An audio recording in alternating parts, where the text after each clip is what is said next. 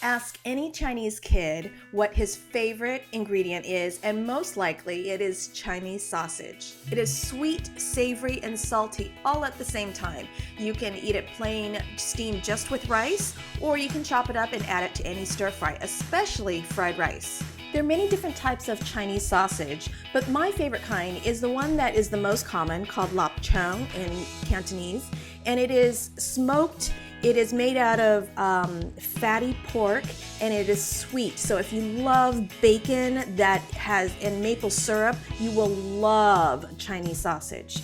Incredibly easy to cook. In fact, while you're cooking your rice, throw in a few links and it'll cook alongside with the rice.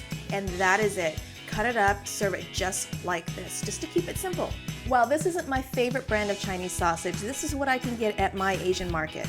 My favorite brand is actually one that I just tried recently. My mom came to visit and she had a friend that went to Canada and bought a brand of Chinese sausage called Happy Meat. I know you're gonna laugh, but it is called Happy Meat, and I can't find it here at the Asian markets near where I live in the States, but I'm sure Canadians are very familiar with that brand of Chinese sausage.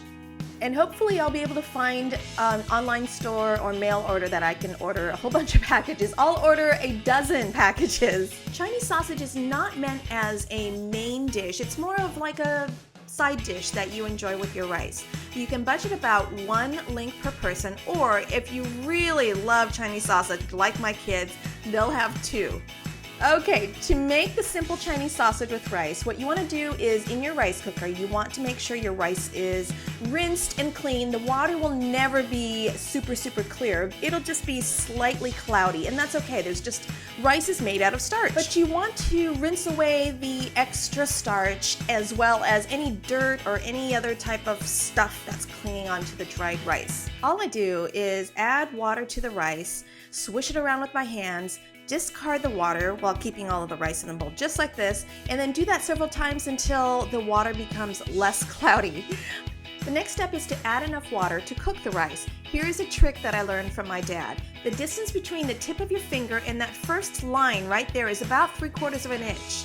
Place your finger on top of the rice kernels, not at the bottom of the bowl, but at the very top of where the rice level is, and measure 3/4 of an inch. That is perfect amount of water. No matter how much rice you have, this is exactly the right amount of water you need to make perfect steamed rice.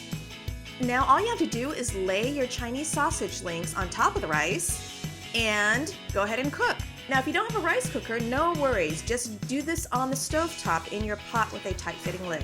When the rice is done cooking, the Chinese sausage is done.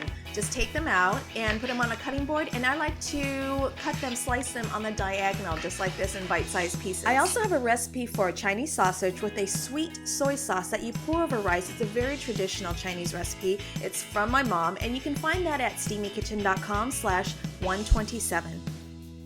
If you love my video recipes, make sure you subscribe to my YouTube channel. Thank you!